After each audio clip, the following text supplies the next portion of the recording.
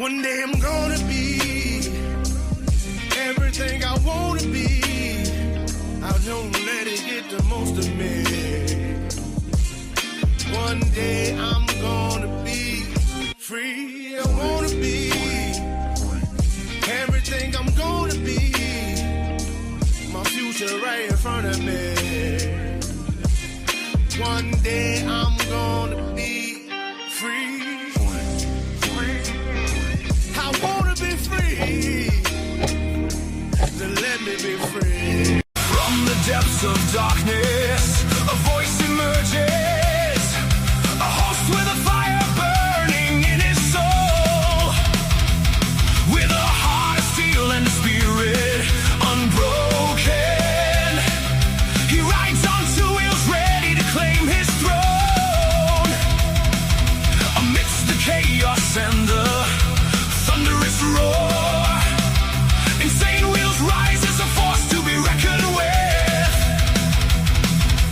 Fueled by the power that only metal can bestow. He takes his stand, refusing to submit.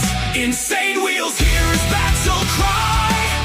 A metal mayhem that will never die. With engines roaring, he paves his way. A legend in the making, day by day.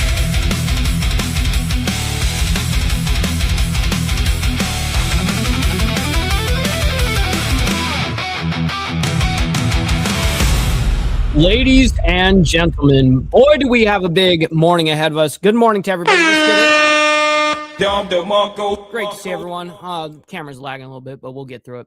Anyways, ladies and gentlemen, we got a lot to get through. Iran war escalates, as you guys can be, if you guys are paying attention at all into the media of what's going on with Iran, there is constant strikes. So we're breaking it down. We have a lot of, within a 24-hour period, the amount of news that comes out is just insane. And the amount that I have to sift through is insane. Anyways, and then Trump meets Iraqi prime minister, as well as new U.S. strikes. So let me go ahead and break down the chronological time of what we're going to be talking about this morning. First, we're going to talk about, Trump doing that bilateral meeting with the Iraqi prime minister. It was interesting, to say the least, and how they, I watched about half of it yesterday, to be completely fair. And then we have some interesting news. Remember, Lindsey Graham's sister is being sworn in this morning, or yesterday, I'm sorry. Darlene, I think that's how you say her name. Darlene Graham, sworn in as interim South Carolina senator. Wow. Moves that quick, I guess. And then we have U.S. forces launches strikes on Iranian targets. Iran fires back. And who are they firing back at and what at? And then we have House bill passes to make daylight savings time permanent. Now, what that means is, as you guys know, we jump, we fall back in the fall 1 hour, and then in the spring we go forward by 1 hour. So the House is basically voted on that yesterday to make daylight savings permanent, essentially. And there's actually a big favor from the people. The people actually kind of want that. So, but it's going to, even though it went through the House, it had an easier chance of going through the House than it does the Senate. The Senate, they may shoot this one down, just like they always do on some cool shit they got to shoot down. And then we have multiple victims rescued after boat capsizes near Alcatraz Island in San Francisco. Now, I didn't see this story until this morning, not going to lie, and it came out yesterday. And so I was kind of surprised to myself. I'm like, how did I not hear about that? Like, out of all people, usually I'm on top of that kind of shit, but that was the first time I'd seen it. And then we have the update from officials, give an update after a boat fire in San Francisco. It says officials say 1 dead, 2 missing after boat capsizes near Alcatraz. That's sad. That's terrible. Any boat capsizing is a sad thing to see or even know about. So then we have U.S.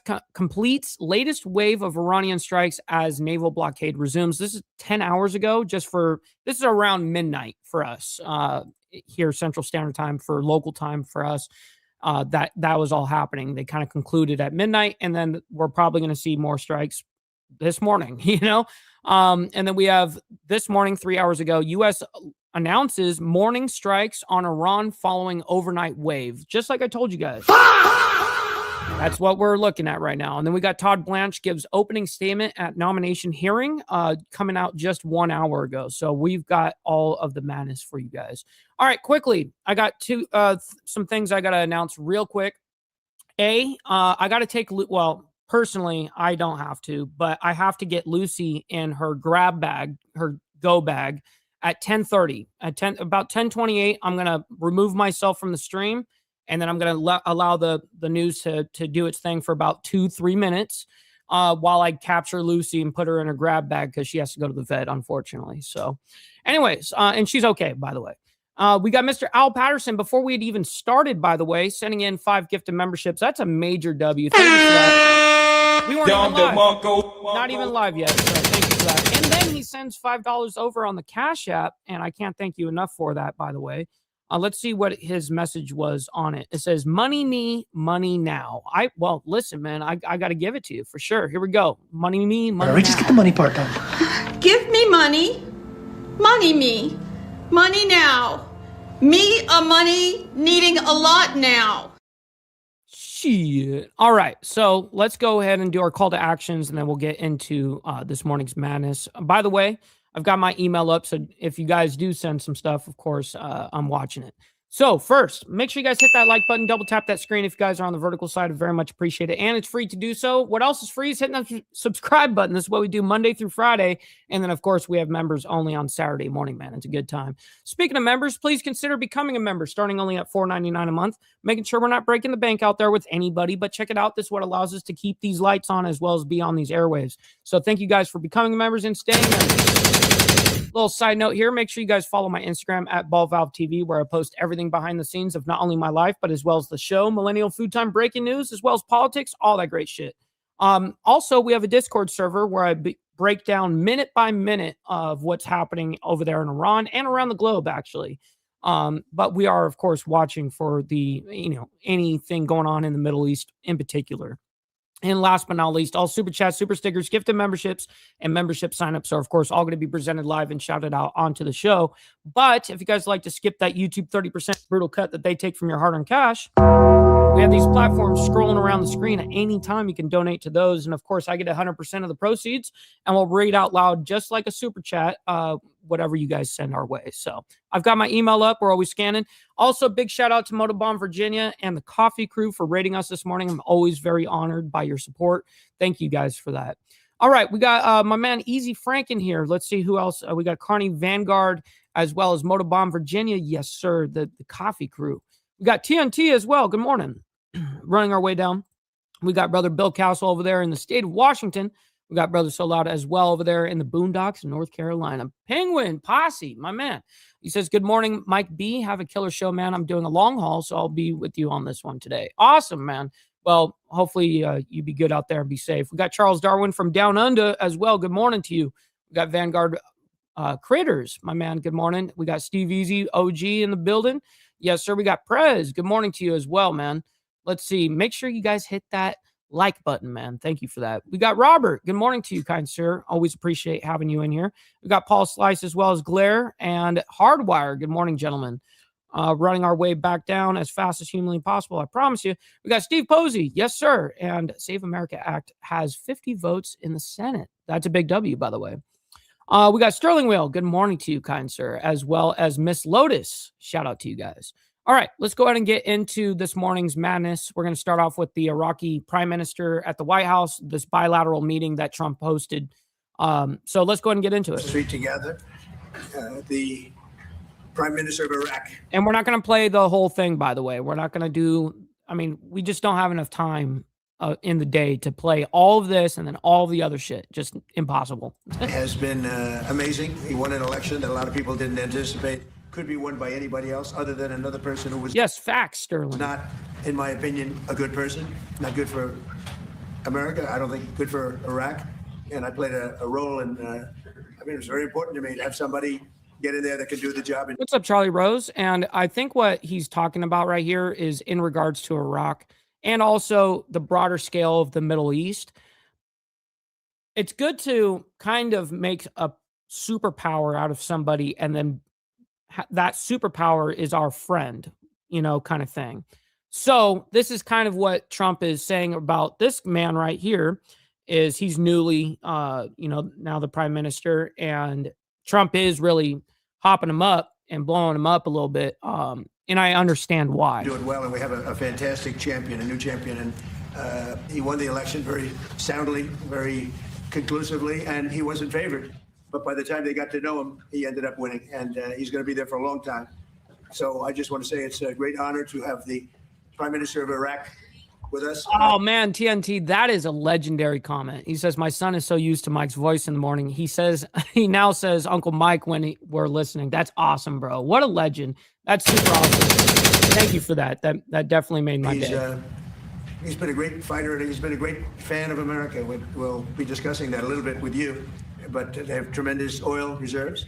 They have tremendous potential wealth, and they have tremendous wealth, not only potential. But he's done in a short period of time. He's changed that country so much, especially toward their thinking about the United States. And we have partnerships. Chris was just saying. What's up, No Grow? Good morning. Tremendous oil partnerships all of a sudden being formed over the last short period of time. And I guess you're going to be announcing them this week or next week. But massive, among the largest. So I'm sure Saudi Arabia is in there somewhere. They have done a fantastic job over the last very short period of time. But they have a great leader, the new prime minister. He's a great leader. I think he's going to be there for a long period of time. And it's great to have you at the White House. Thank you very much. This is actually pretty legendary, to be honest, having Iraq's prime minister in the White House for a bilateral meeting. Like, who would have thunk? He's young and he's handsome, which I don't like. I'm not happy about it. That motherfucker. Hey, Trump. Why are you gay? You are gay. Shit. شكرا جزيلا لقد عقدنا اجتماعا جيدا وقد دعوت الى وجبه الغداء وهذا لم يكن ضمن البرنامج. Okay, when she's doing that, she's doing a little bit of that translation right there. We'll skip ahead all of the translations.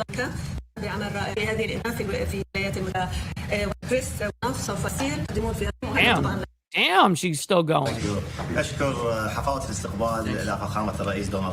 you for the warm welcome by His Excellency President Trump. وهذه هي زيارتي الأولى. This is my first visit إلى الولايات المتحدة الأمريكية. United States of America. فهذه الزيارة لم تكن زيارة عابرة. Steve Posey, oh shit, it is your birthday today. W, by the way, 66 years old, man. That's an awesome number, by the way.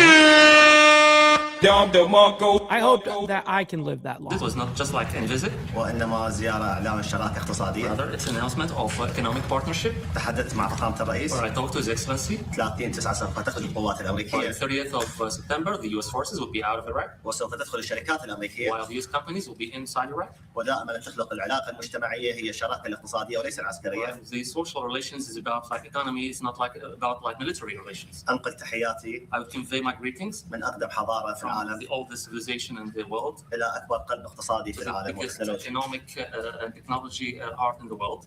وأكرر شكري لفخامة الرئيس على إعطاء الاستقبال. My thanks to His Excellency the President for the warm welcome. Thank you very much. Mr. President. Okay, now it's instantly off into questions. Off the bat, off the rip. Here we go. I have a question for the Prime Minister. Go ahead. We'll take a handful of questions. في يوم من الدراسة العربي سمو سعادة رئيس الوزراء هناك طلب أمريكي لحصر سلاح الميليشيات بيد الدولة وكافح جماح إيران وعدم مهاجمة دول الجوار. هل هذه أهداف يمكن أن تتحقق قبل سبتمبر؟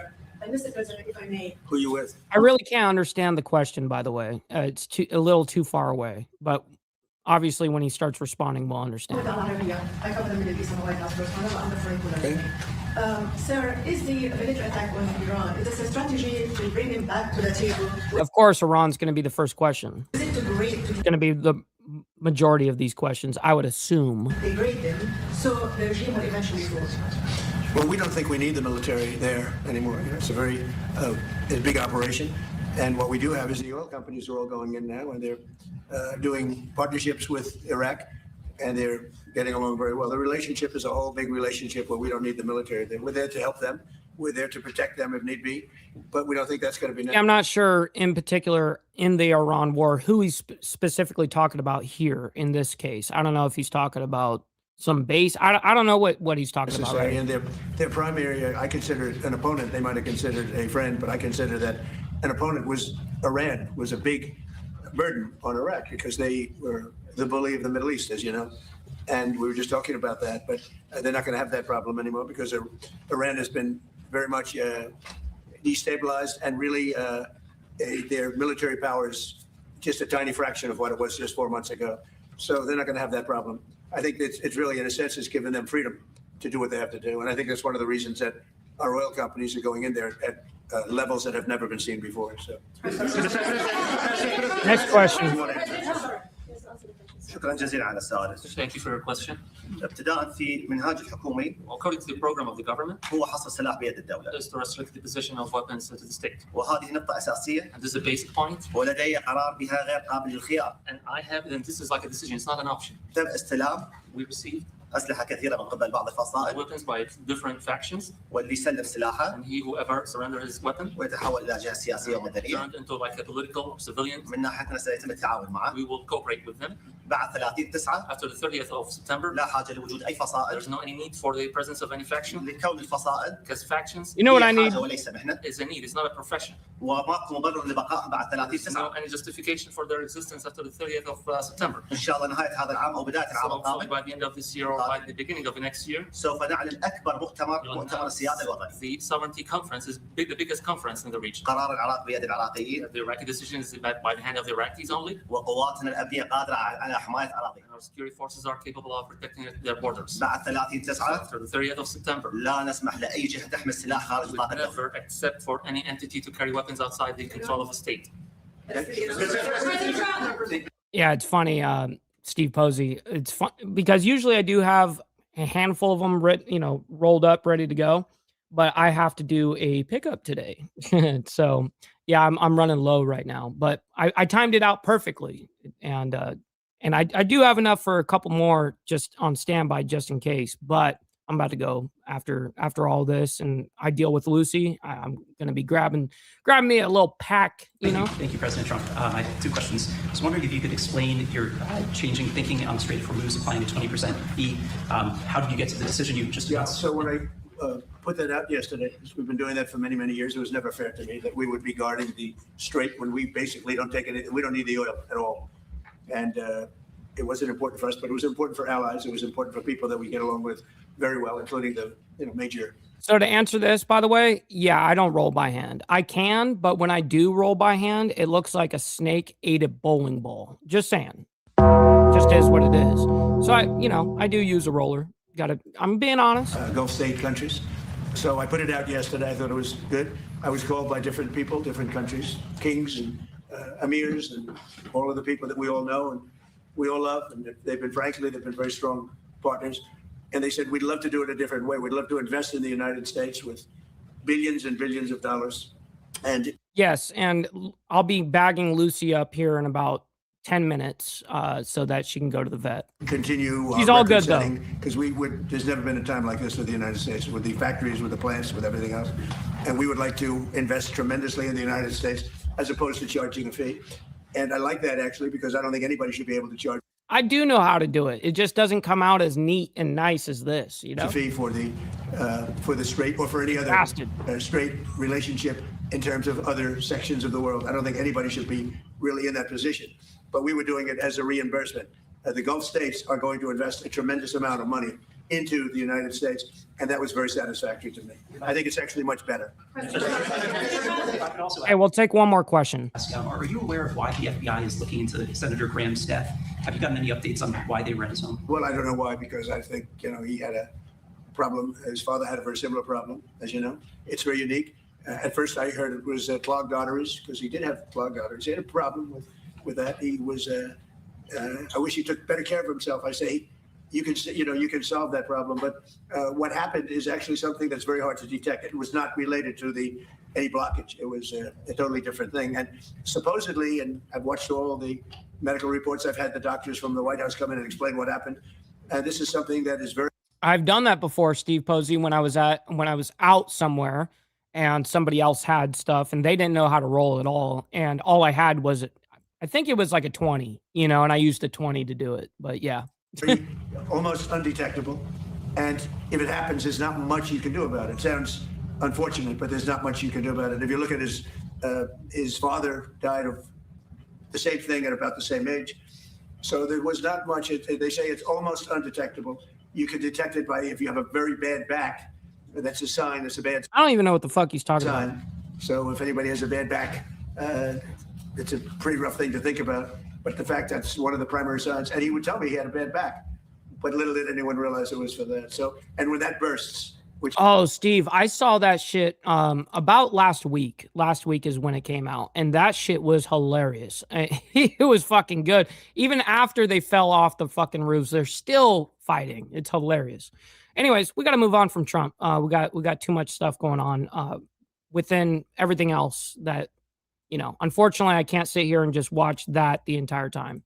So we have to move on into a little bit of interesting news. Darlene, or however you say her name, Darlene Graham, which is Lindsey Graham's sister, sworn in as interim South Carolina senator. Let's go ahead and present this real quick because it is a very quick little update here. It's not long.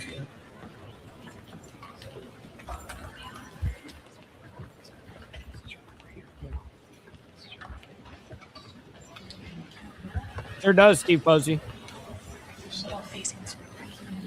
No, sir. What's up, Jason, as well as Joker? Good morning to you both. All right. I'm Chuck Grassley. You do your check. God bless you. Please raise your right hand.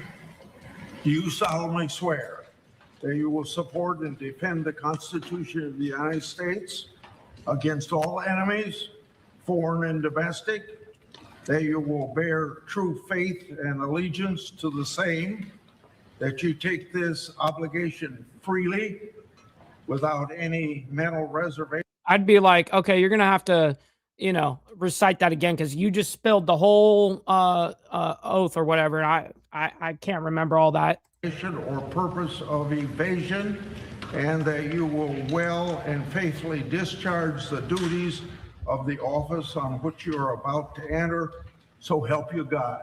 I do. I do. Congratulations. I'm surprised that you don't have to recite anything. Yeah, he is like 117. Oh, you want me in that picture too?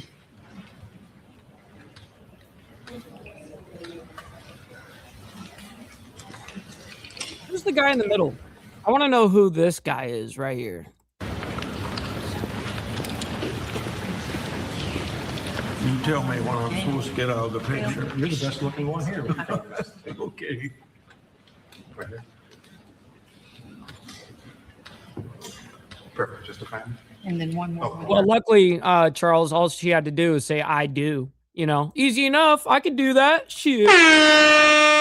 But if I have to recite the whole fucking thing, yeah, it's not going to work out in my favor. Doesn't work like that for me.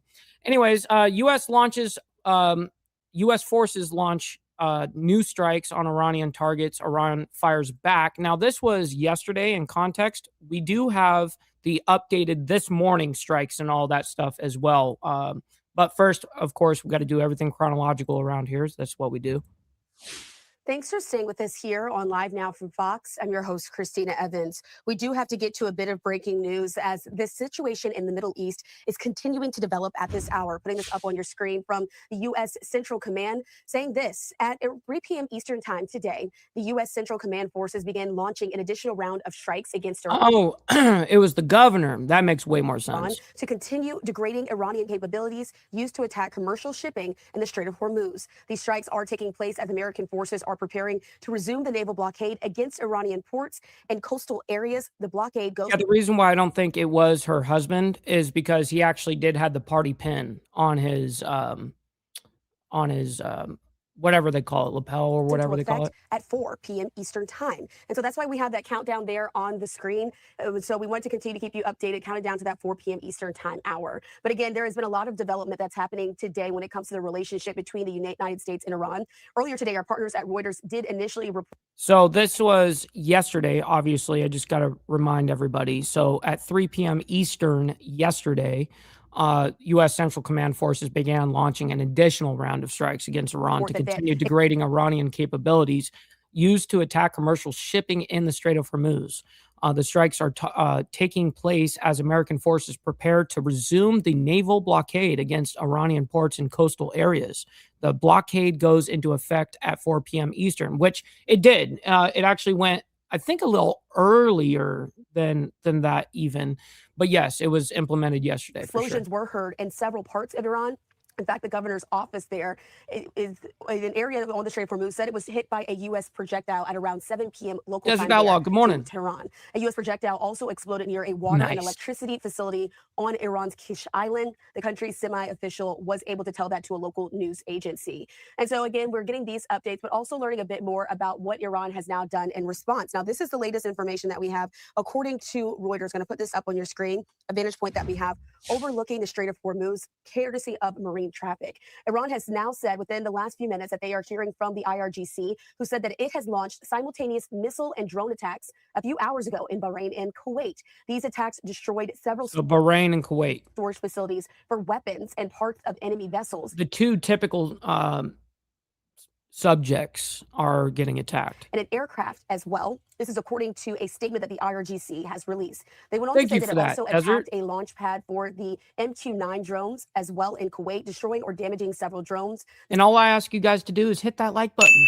Double tap that screen if you guys are on the vertical side. I very much appreciate it. You don't have to love all this craziness that's happening around the world, but you guys can like it from me and what we do here on Insane Wheels. So thank you for that. Statement went on to say, quote, as long as American evil actions continue in the region, not a single drop of oil or gas will be exported from the region, and these transgressions will only delay the reopening of the Strait of Hormuz. And so, again, this latest report just coming down within the last 10 minutes from Reuters saying that Iran say it has hit U.S. facilities in Kuwait and Bahrain. We're going to continue to keep you updated here on Live Now from Fox as new reports come out. But it is also important to note that Iran has since said, the foreign minister says that they have no commitments when it comes to the Islamabad Memorandum of Understanding that was signed with the United States. They went on to say that the Strait of Hormuz is, quote, part of Iran's national security, and it will exercise its sovereignty over that. Of course, this 14-point MOU declared an end to the war in the Strait of Hormuz, open for commercial vessels, but saying that its wording was vague on key point, according to several analysts who have looked at the wording, while still relieving tough issues in place, notably the fate of Iran's nuclear program, and leading to a second. Well, the nuclear program is kind of not even in question at the moment. Now it's all been the focus of the Strait and has been. Phase of negotiations. We'll continue to keep you updated here That's on nothing Live Now new. from Fox as we learn more information. But again, the biggest piece of news is that CENTCOM has since confirmed that there were strikes done by. Okay, so she's just reiterating that. So quickly, let me go ahead and bag up Lucy real quick. Unfortunately, I do have to get her ready to leave right now. But what I'm going to do is I'm going to bring up this next story, though. Multiple victims rescued after boat capsizes near Alcatraz Island in San Francisco. I mean, I was surprised that I didn't see this news yesterday. I'm really good about catching all the little stories in between that are tragic, you know, and I didn't even see it until this morning. So here we go. And after that, we also have on top of that, the officials give out their information as well about what happened. So sounds like there was a boat fire of some sort, which is, I mean, terrible, absolutely just terrible. So let me find it here. I don't know why it's out of order here on this thing. Here it is. Boom.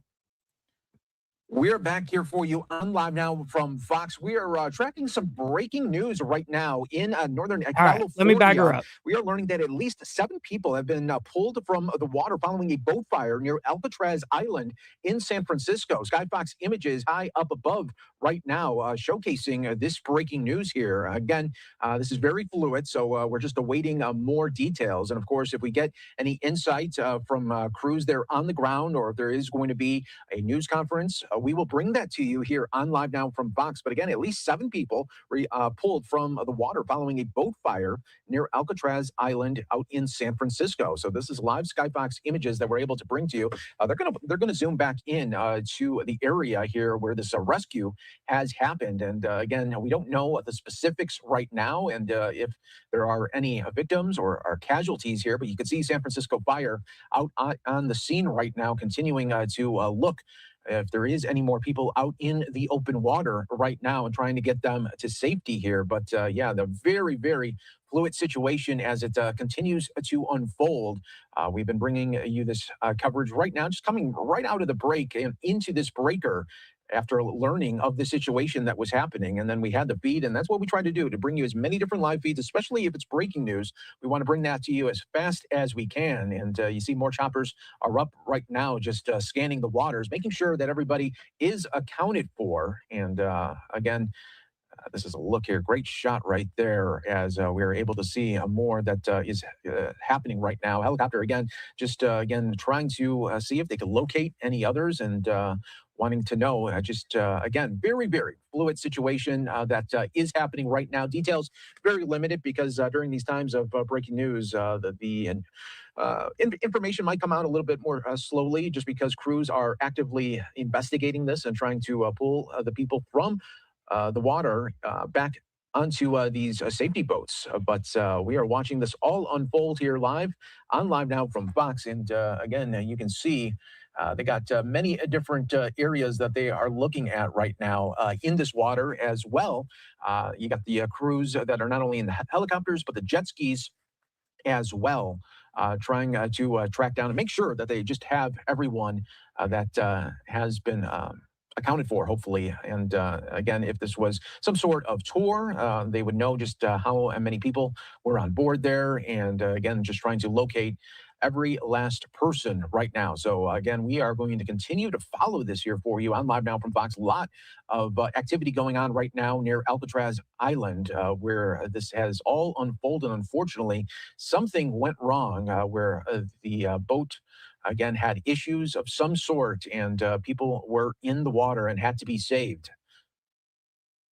So this is a wide out shot right now that Scott Fox is able to bring us during this breaking news. And you're seeing jet skis involved. You're seeing choppers also involved, trying to locate everyone that was on these boats. But again, very, very limited information right now.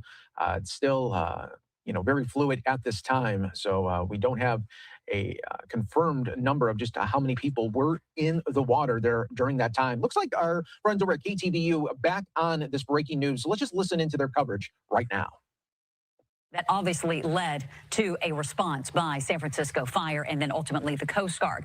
We have also learned that a number of people were on this boat, possibly as many as 14 people or more, and that a number of people have been rescued, not quite sure of their condition. Again, learning that there was a boat fire and then a subsequent rescue means that they might be people who were injured during the fire on board that boat. So they are being taken to a staged area where they will be treated if in fact there are injuries. Now we were getting word that at least 5 to 7 people were rescued, but now we're learning that there might be a number of people on board this boat, possibly as many as 14 or more. We do not know if everyone who was initially on board this boat has been accounted for. Obviously, that's something that all of the agencies who are responding will be able to work out once they do, in fact, have conversations with those who have been safely rescued thus far. Yeah, and obviously that's the concern, is how many people may be unaccounted for, and authorities are still searching for here. We just don't have any of those firm numbers right now, or that kind of information from authorities. Obviously, they are still very much in the midst of this rescue operation. Again, this operation happening right now, this rescue happening in the middle of the bay, not far away from Alcatraz. This 20-foot boat, 17 rescued. Is that what we were hearing? That is what we're getting. We were just hearing now the 17 people.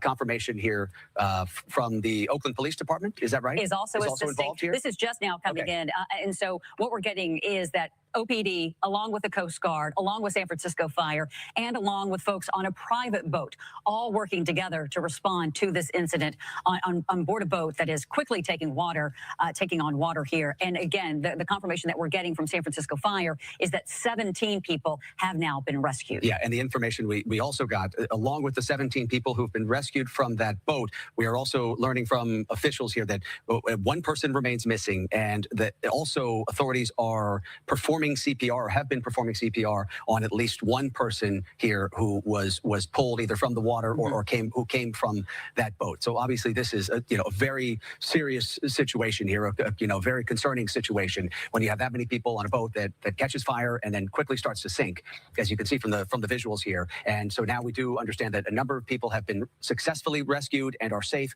but one person is missing, according to officials, and another person appears to have been hurt here, and that person was being given CPR by the first responders here at the scene. So obviously that is not the kind of news you want to hear with this kind of a rescue operation. You certainly would hope that you can get there quickly and get to everybody in the water after a situation like this. But it does sound like we have at least one person who has been hurt here, and we'll be hoping for a good outcome for that. All right.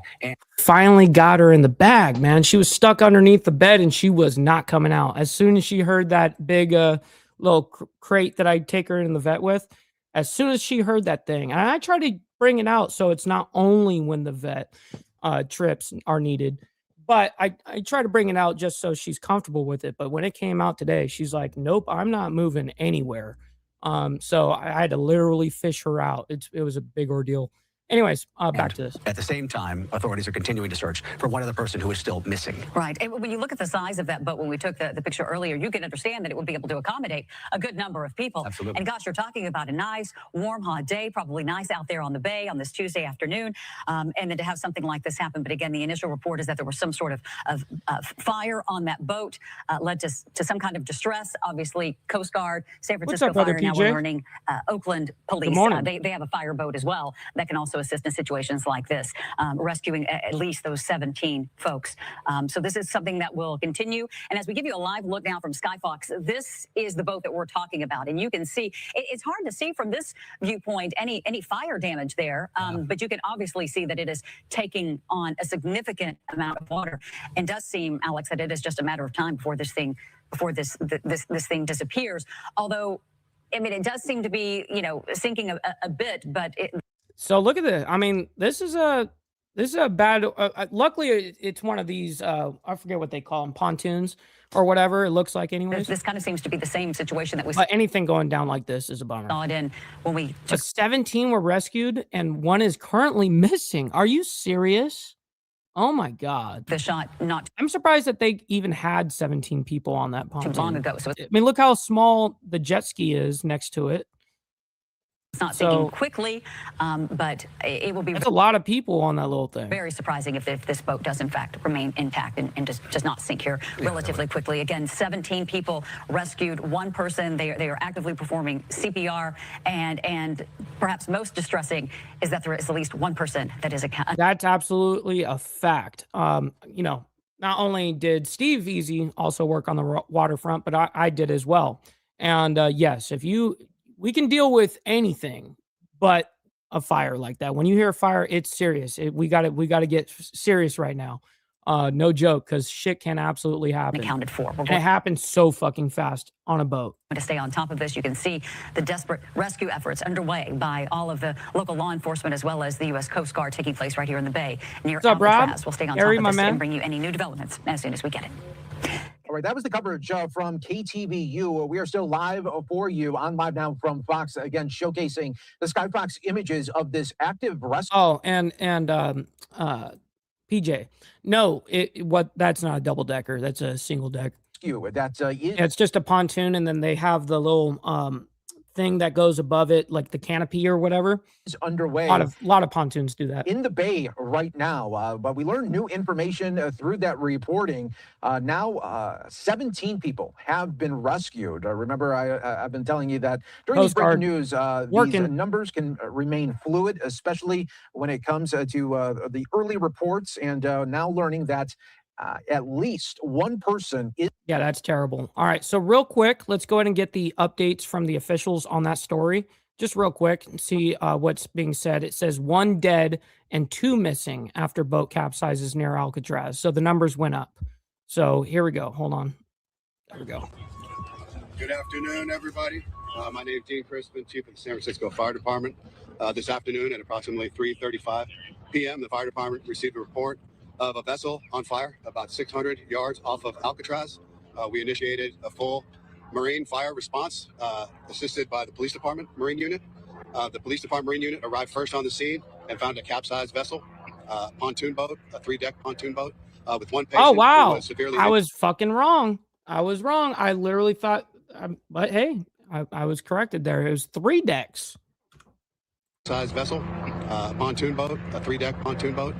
3 decks. That's a pretty big pontoon. With one patient who was severe. Well, I was like, man, if that's a single deck, 17 people, you'd be so fucking crammed on that little thing, you know? Severely injured. Because it wasn't that big, but I guess it was a little bit tall. They initiated CPR and an immediate Crazy Mama, good transport morning. to the shore, and this patient was declared deceased here at Gas House Cove. Hey, we hey, have a I report stand of 19 corrected. total members of the community on this vessel. At this current time, we have 13 who are on the shore and safe. We have 3 Look at that others thing. who It have looks been like one transported deck. to California Pacific Hospital on Van Ness. We have 2 missing at this time. We are still conducting an active search of the area. We have 11 It doesn't look like it goes that much deeper. vessels on the water conducting that search. We are going to continue for hours to make sure that we find these 2 missing people if possible. We'd like to thank all of the partnering agencies. We had the United States Coast Guard. We had the Claire. Oakland Police Department who conducted some transports to the shore here. We also had some private vessels that were involved. So again, thanks to the police department and SST? many other units who assisted us here. It's a very active scene. We declared a yellow and then a red alert. A yellow alert is when there's potential for more than 5 victims, and a red alert is when there are confirmed more than 5 victims. So it's a very active scene. We set up a family reunification center here. David knows the deal. Absolutely. Here we go. I'll get on it. In Fort Mason in the concourse down building. on it. So we're calling in HSA, Get down on Human it. Services Agency, as well as the American Red Cross to assist with these patients and make sure that they're reunified with their family members. Mr. Mayor. Thank you, Chief. I want to express my condolences to the family members of the deceased, and I want to make sure that every family member out there and What's up, Frog? Good morning to you, by the way. Happy Whip 'em Out Wednesday. everybody knows that we are in an active search. I want to thank Fire Chief Crispin for his work. I want to thank Oakland PD for their support. I want to thank the U.S. Coast Guard. I want to thank our SFPD as well. This is an all hands on deck search and hopefully rescue. And you all have done some extraordinary work in the last 90 minutes. There is much more work to be done. And as you can hear above us, we have helicopters. The chief just said we have 11 boats out on the water searching for those 2 missing individuals. 11 boats and helicopters. He didn't even mention the helicopters. So we're going to keep at it. And I just want to say thank you to all of our partners, all of the agencies that have come together during this time. Hi. Do we know where this boat originated? What's up, brother TVT? Good morning to you. And do we know if this was a personal craft or if this is a commercial vehicle, if it's a tour? What do we know about this boat, where it came from, and its origin? So we are still gathering that information. At this point, we hear that it launched from somewhere near the This is back to the chief. St. Francis Yacht Club. Again, there were 19 folks on the boat, and it seemed like a recreational type vessel, but that's all we know at this point. Are there any? Hold on. I'm gonna go around here. All right. It sounds like they're looking for a couple of people and 1 dead, unfortunately. Just crazy. Right out there by Alcatraz. Okay, so let's get into something real quick, something interesting about the daylight savings. So House passes a bill to make daylight savings time permanent. Now it went through the House, but when it gets to the Senate, that's where it's going to struggle. So, I mean, just is what it is with the Senate.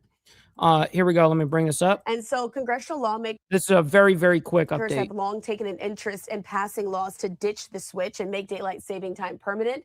The issue, though, has generated a lot of lobbying and strong advocacy from interest groups. Oh, absolutely. Anytime that there's any topic of discussion, there's going to be lobbyists and people trying to buy what's happening. Including the golf industry, filmmakers, farmers, and educators. Support and opposition do not fall along clean party lines, but ultimately that bill did pass. Yeah, that's badass, Steve. You're going to have to put that in the Discord for sure. I'm going to put this up on your screen. We appreciate everyone for participating in this poll, as the House has decided to pass a bill to make daylight saving time permanent. It's passed H.R. 130. See, I would love if they definitely went through with this. I would love if the Senate passed it. But I'm kind of realistic when it comes to the Senate and how they operate. And of course, now you hear all the lobbyists that are obviously involved now. It's just like, oh, man. 9 by a vote of 308 to 117.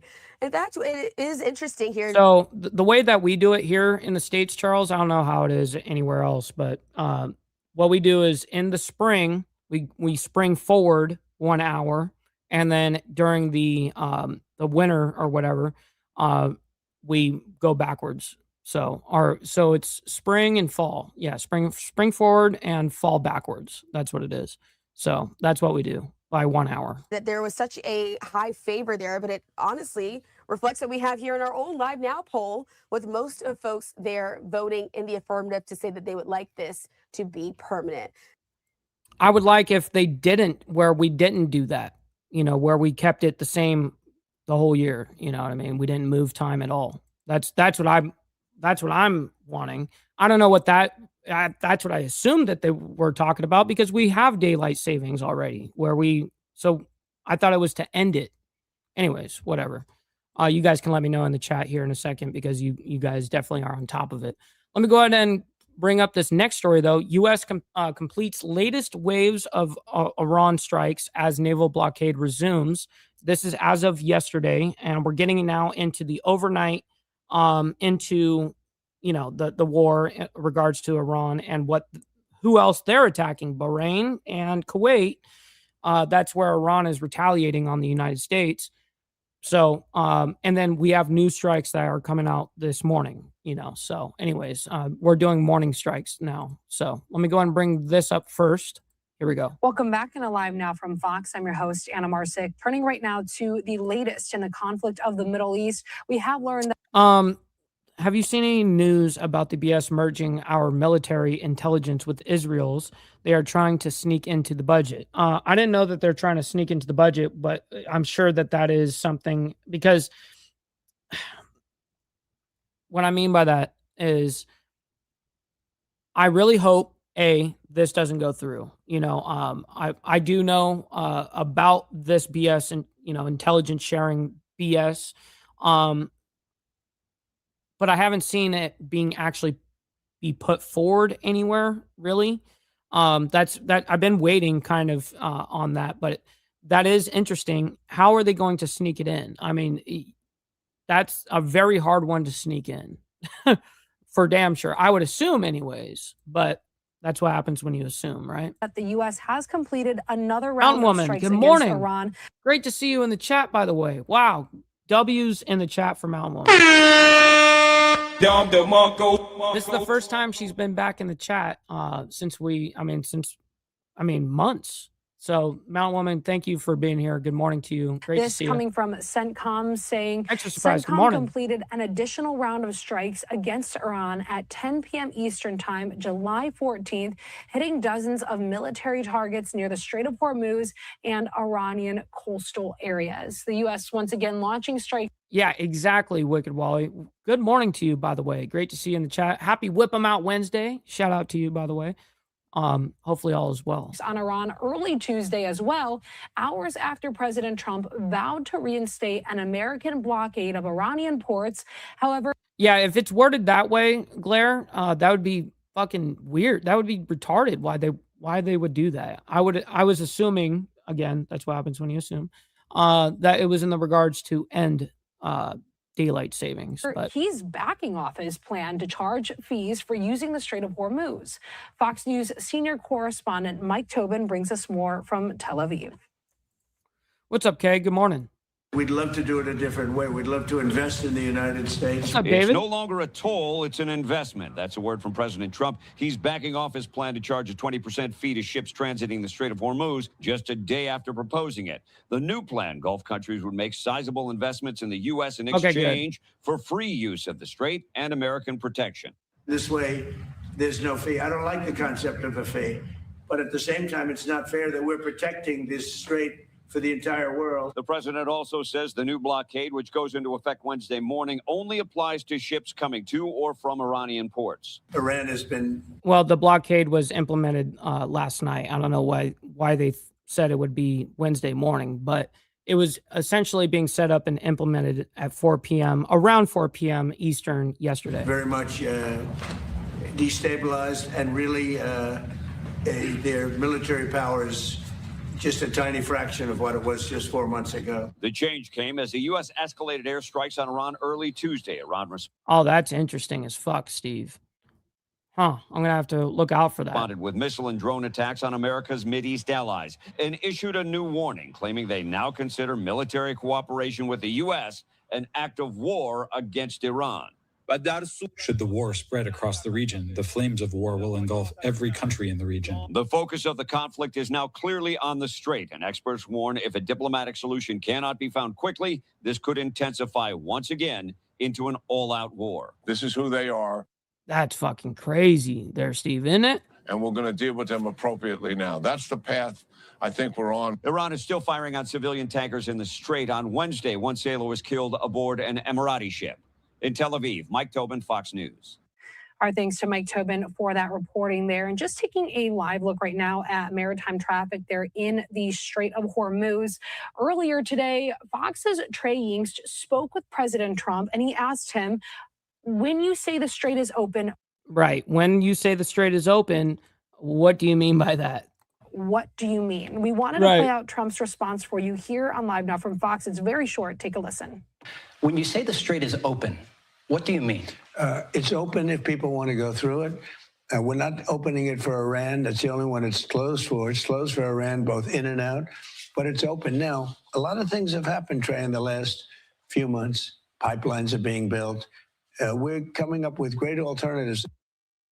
All right, President Trump there saying the strait is closed to Iran. Once again, just a live. And so what he means by this is the blockade that I wish I could literally draw out where I'm talking about, but you guys are gonna have to look with my cursor. So in the very tip top of the strait, that's essentially where Iran is making their choke point, obviously. So that's their blockade. Now, what Trump is talking about in particular, he's wording it in a certain way on purpose. So the blockade on the inlet of this whole strait right here, the inlet side right here, we're on the Gulf of Oman. This is where the blockade is on the United States. And the way that Trump is answering this question is this blockade right here is only blocking Iran's shit going in and out. If ships need to go in and out, which everyone's talking about vessel traffic and stuff, the way that Trump was regarding it is like, hey, we'll allow any of these ships to go by our blockade. That's what he's actually getting at. So his words are just kind of choice there. Look there at shipping traffic in the Strait of Hormuz. We know oil prices are climbing again as fighting involving Iran raises those fresh concerns about the Strait of Hormuz. These renewed attacks, the military action, and the uncertainty just once again sending those shockwaves through energy markets. Brent crude climbing above $84 a barrel and U.S. crude nearing $80. Many Americans are wondering what comes next and whether those higher prices at the pump are indeed on the way. Joining us right now to talk more about this is Stephen Schork with the Schork Group. Thanks so much for being here with us on Live Now from Fox. It's great to be here, Anna. Thank you. Certainly. I really don't need much from this guy, by the way, but we'll go ahead and give him a chance and let him get off, the front monologue here. So let's just start with the big picture. We're seeing the oil prices climb once again. What is driving the latest spike? How much of that would you say is directly tied to what's happening in the Strait? 1,000% tied to it.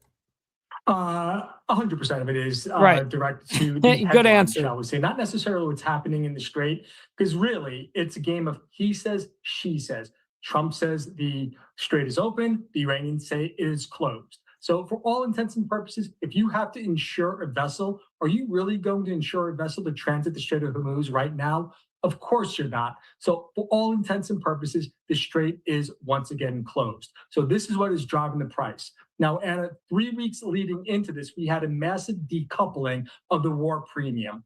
That massive spike in prices that we saw beginning in March that lasted all the way up through Memorial Day in May has been exercised out of the market. So we saw a significant What's up, brother TNT? Welcome back. Escalation in pricing. And so what happens? We saw also now traders or speculators now, instead of buying oil, shorting oil or selling oil on the bets that we're going to go even lower. Now that is a problem because now we no longer have anyone to sell the oil at these levels because they've already sold it.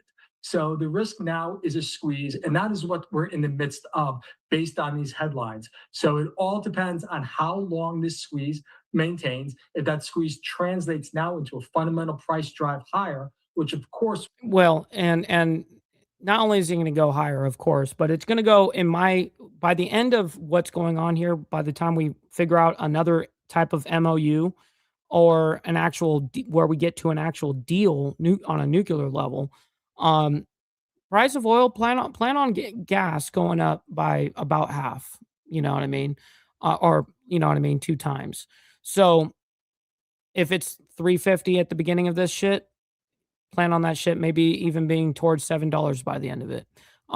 Same thing with groceries. You're going to see a lot of, prices go up on all of these things while this happens. This is just normal behavior by the markets, by the way. Will So translate into higher price for the consumer and it's all supply and demand, right? So through the remainder of summer. And that's, of course, what all of us here don't want. You're talking about the markets, looking at how they're reacting. Are traders pricing in actual supply disruptions, or do you think they're mostly reacting? Yes. So Iran does not actually have any legal authority of doing whatever they're doing. But obviously, as you know, it comes down to force. And so them closing the strait is so much easier than us keeping it open, because all it takes is essentially a threat from Iran saying, we're just going to send some drones into your ships then if you guys aren't going to listen. Then guess what?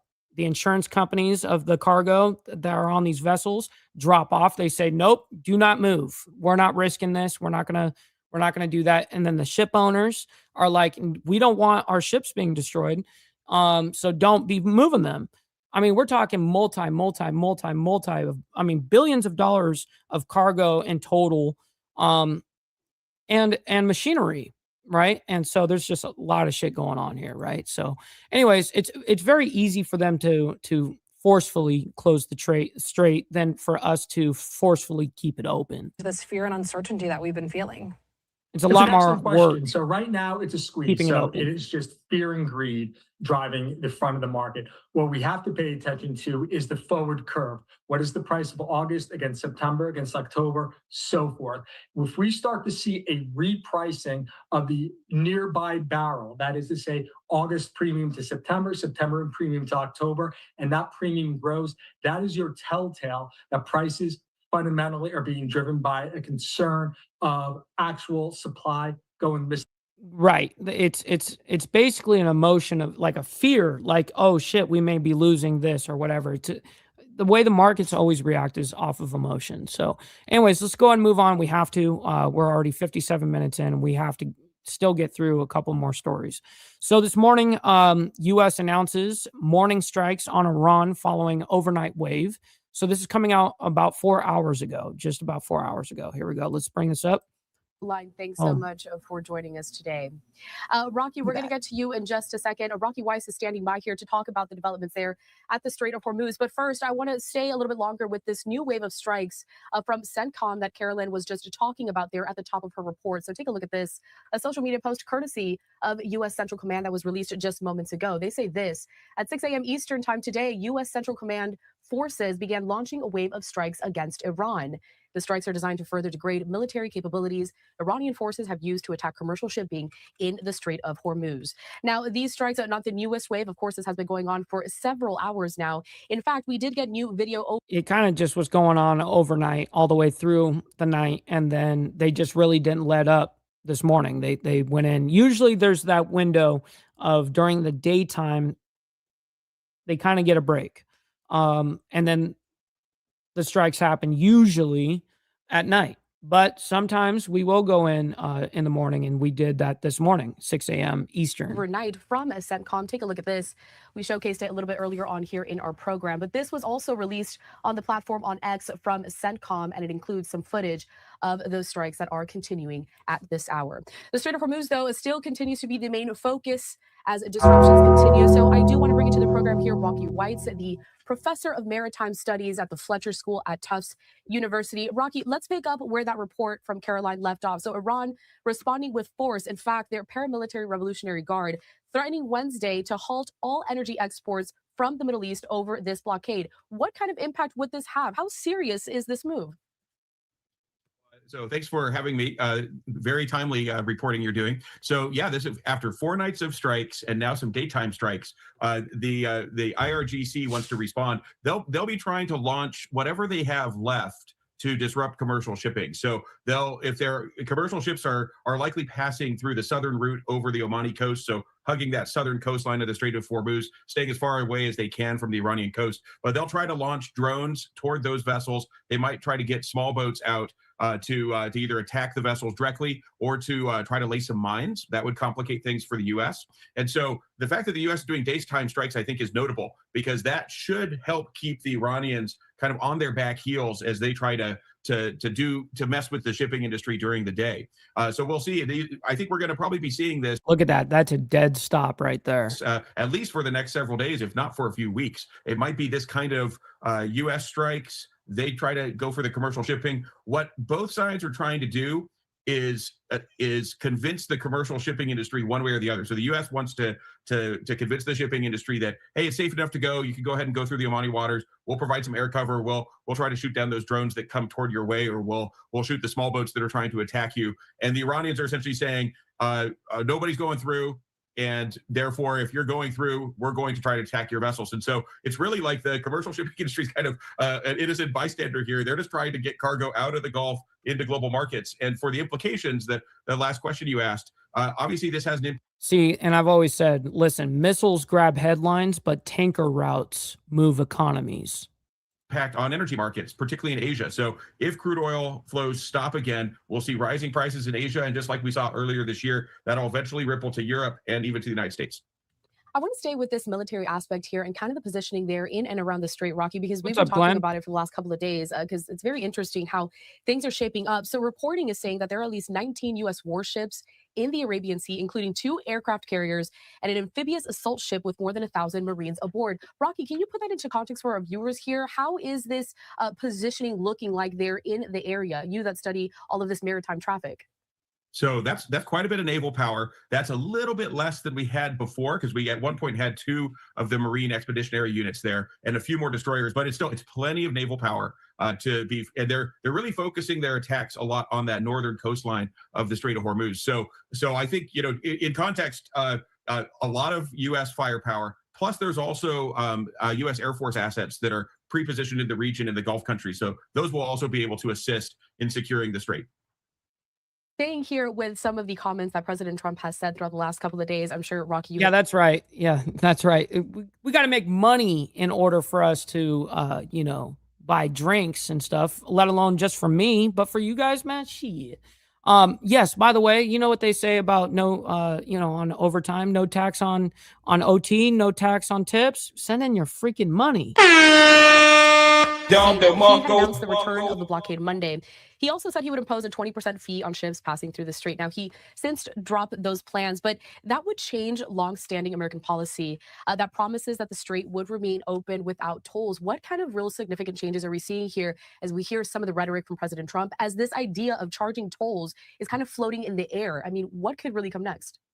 Yeah, I think. Oh, shit. Brother Steve Easy coming in hot, by the way, with the 10 spot. Very much appreciate it. He said, we are in OT, so throw down them tips. Yes, sir. Appreciate that, kind sir. Very much appreciate you, kind sir, for that. Goes I think a long it's really way. good that he kind of backed away from that. So it was. In a very technical sense, it would have been compliant with international law because it was essentially a voluntary charge for providing security, much like shipping companies can hire private security companies to go through. But if it was a required, if you're passing through the toll, you have to pay us this fee for us to secure it, which it wasn't. But if it were that, and that's what the Iranians have said, that if you go through, you have to pay us a toll. That is contrary to international law. This is an international strait, like the Strait of Gibraltar, Which he is correct, but again, everything comes down to force, and if they're testing the waters right now. or the Strait of Malacca. They've had this theory, Iran has had this theory for the last 47 years, okay? This is what they've known, what they're going to do, how they're going to fight the globe is doing this. The coastal states can't charge fees or tolls for passage. You're able to go through with what's called transit passage. I think it's very good that he backed away from that because it causes lots of confusion on the messaging. Because from my perspective, the real aggressor here is the IRGC. They're the ones that are attacking commercial ships. They've attacked 7 commercial vessels. They've killed some crew members, including from India, which is a neighbor, historically has a working relationship with the Iranians. So they're the aggressor. And then by basically saying, well, we're Oh going to charge shit, you man! Joker just sent in a PayPal, my man. Thank you very much. It's actually really rare to get PayPal. Usually it's Cash Apps or whatnot. But I really appreciate that. He comes in with $15, my man, saying next one's on me. Hashtag always 420. My man, thank you very much for that. That goes a very long way. Thank you. Real quick, we got Brother Glare that sent in a 5 spot as well, saying just the tip. We're laughing at us, man. Well, that's crazy, yo.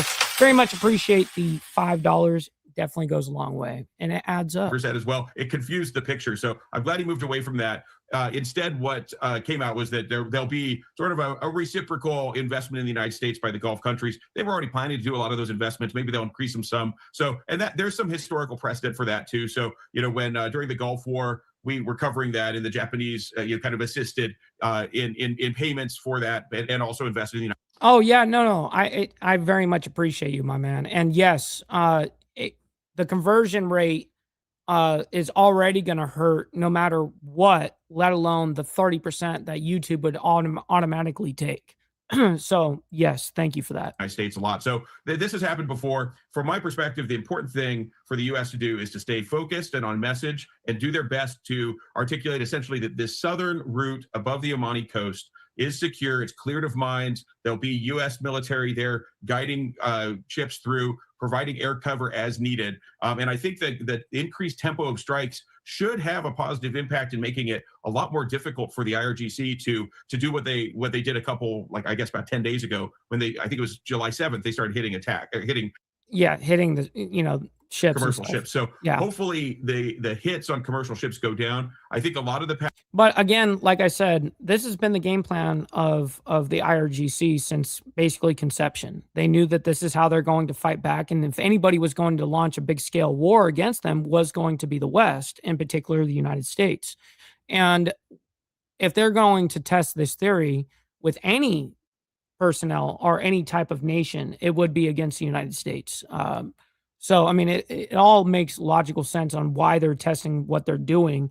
But I just don't see anything good coming out of it for the globe, let alone, I mean, but it's their defense, that's essentially how they're still in the game like that, is being able to do this.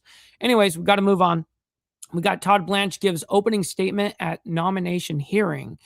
This coming out just this morning. It came out like 30 minutes before we started the show. So thank you very much, Chairman Grassley, and thank you, Senator, for that introduction. I appreciate you and your friendship.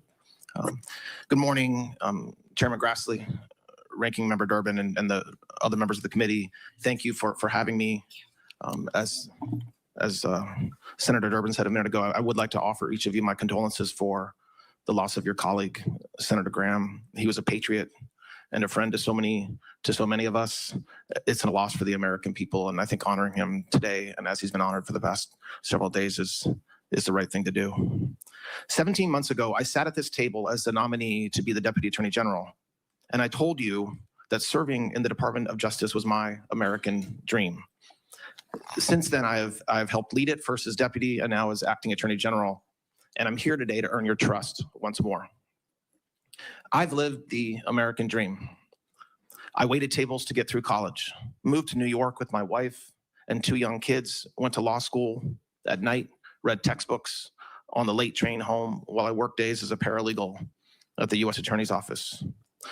From that start, I became a prosecutor and spent 9 years prosecuting violent gangs and drug dealers. I rose through the ranks of the Department of Justice as a line prosecutor, then a division chief, then as of last year, Deputy Attorney General, and now Acting Attorney General. But I did not take that path for a title. I took it to make a difference for American families and the towns they call home. I am exceedingly grateful to President Trump for his trust, and to my family who have carried me through every long day and late night. My wife, Christine, our wonderful children, Sydney and Justin, my granddaughter, Blaine, who's here today. All of them are here today. My wonderful friends, many of whom are here today, are really what make this worth it and what gets me through my days. And so I want to thank them for not only being here today and supporting me, but also being with me every step of the way of the journey that we're on together. My family's blessings should be available to all Americans. When a family can send their kids to school, walk their neighborhood after dark, and build a life without fear, every promise of the American dream is within reach. When they cannot, none of it is. That's my job, securing safety for every American. I'm pleased to testify again today to tell everybody here that we are doing just that. We are keeping America safe. Since President Trump took office, it's been said a few times this morning already, but it bears repeating, murders are down roughly 20% nationwide. We have the lowest murder rate since 1900. Violent crime arrests are up nearly 114%. We've taken almost 5,000 child predators and human traffickers off the streets. And the Department of Justice has filed nearly 100,000 indictments and informations since January 20th, 2025.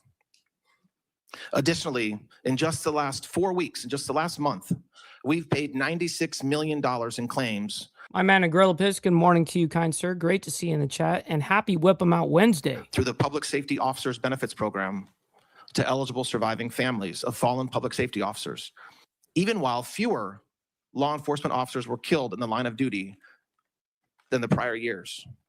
And obviously, these are not just numbers. Each one is a family that still has its son or daughter and an officer who came home for dinner. If you look at Washington and Memphis as examples, where we have worked with federal, state, and local partners, pulling thousands of criminals off the streets in those two cities. Homicides in DC are down about 60%, and overall crime in Memphis declined. Yes, real quick, we got to get the likes up. I very much appreciate your guys' engagement, your donations, your willingness to chat in the chat, all these things, man. But do me a favor, you don't have to like all this craziness. You guys can like the video for me and what we do here. So thank you for that. By more than 40%. We've seized thousands of illegal guns, brought more than 150 missing children home in those two cities, and cleaned up parks and spaces family once avoided, so you can take your kids and loved ones there once again. We are enforcing our borders. We are prosecuting the smugglers who profited from an open border, removing criminal aliens, and dismantling gangs like MS-13 and TDA. We're smashing the cartels and ending the scourge of drugs in our communities. We designated the major cartels as foreign terrorist organizations because that's exactly what they are. And we're using every tool that unlocked: narco-terrorism charges, forfeiture, and extraditions. I very much appreciate that, Molotov Juice Box. That's an epic name, by the way. Dozens of cartel leaders are now in American custody. Drug seizures are skyrocketing, and overdose deaths are finally falling. We are protecting taxpayers. Last year, the department brought the largest healthcare fraud takedown in American history, more than $14 billion, and another $11 billion in total fraud in just the last 3 months. That's money stolen from the fisc, stolen from Medicare, from seniors, working families, and we're clawing it back. We're doing all of this, I will add, through partnership. Federal agents, state troopers, county sheriffs, local officers, and state attorneys general in your home states, all pulling in the same direction. That is what happens when we fight crime together, and I want to bring that model that we've done in a few towns to more communities in every state. Above all, we are restoring American. Now, if you guys are wondering what's happening here, just in general, so right now, what he's doing is he's basically facing the Senate Judiciary, Jesus, I'm retarded, committee hearing to review his nomination to be the actual, not just the acting U.S. Attorney General, but to actually become the U.S. Attorney General. Trust. In recent years, just to clarify, we watched the Justice Department turned against many of you and a former president, and it damaged the public's faith in justice. We are fixing that. Members of this committee on both sides have fair questions about the hard debates of the past year, and I welcome them. I'm proud of what we've done to help American families see safer streets and to have a fair shot at the life they're working to build. None of this is a Republican or Democrat issue. Every senator here has constituents who just want to be safe. The men and women of this department are the finest people I have ever worked with, and leading them is the honor of my professional life.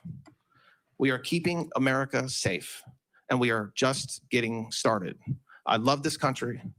I love the Department of Justice. Thank you very much, Chairman, for the opportunity to appear before this committee today, and I look forward to answering your questions. Thank you. All right, so that was his opening for the day. That was just coming out about maybe by now an hour and a half ago. So Anyways, ladies and gentlemen, I can't thank each and every single one of you guys enough. Obviously, I cannot do this shit without you guys. This is what we do Monday through Friday. And then, of course, we have members only on Saturday morning. So thank you to the members that allow us to do this, every day. So listen, we'll be back tomorrow morning with more of the world's madness. But we're going to be discussing on the diamond effect this evening at 7:10-ish, 7:15-ish p.m. Central Standard Time. And it's going to be a good time. It's going to be a great conversation about strikes that have been going on in regards to not just Iran, but the war in general, like talking about Bahrain and talking about Kuwait, talking about all these different UAE, for instance. We're going to be talking about all these things. So join us this evening for that. But until that, much love, honor, respect to you guys. Much love, and be safe out there. God bless you guys. Be safe. From the depths of darkness, a voice emerges.